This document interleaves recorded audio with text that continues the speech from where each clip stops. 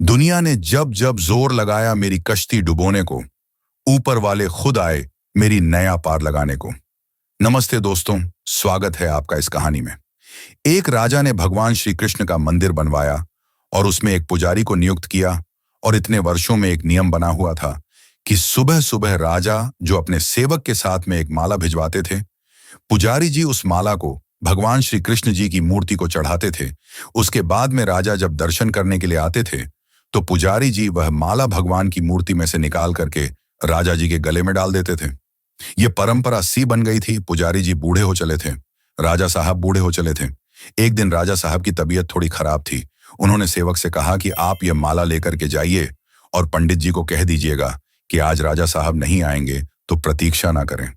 सेवक को माला लेकर के गया, पुजारी जी को बात पूरी बताई।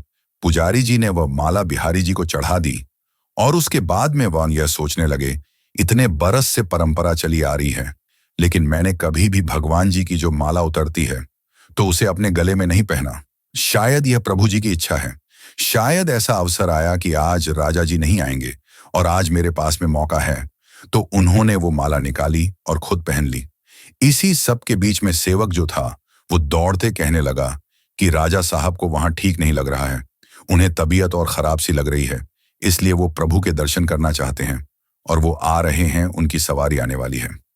जैसे ही बात पंडित जी को मालूम चली, उन्होंने फटाफट से वो माला अपने गले में से निकाली और जाकर के वापस भगवान जी को पहना दी।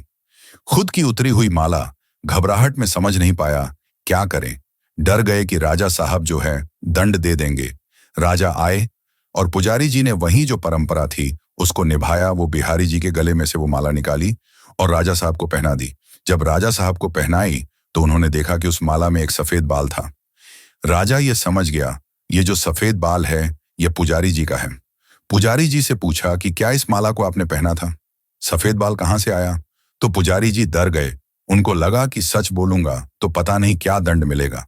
उन्होंने कहा, यह सफेद बाल तो बिहारी जी का है, भगवान जी का है। राजा को और गुस्सा आ गया। उसने कहा, एक तो ये छल कर रहे हैं, धोखा कर रहे हैं, ऊपर से झूठ बोल रहे हैं। राजा ने कहा, अच्छा यह बात, बिहारी जी के सफेद बाल हो गए? ठीक है, मैं कल आता हूं, श्रृंगार के समय आऊंगा और देखूंगा कि उनके बाल सफेद हैं या काले।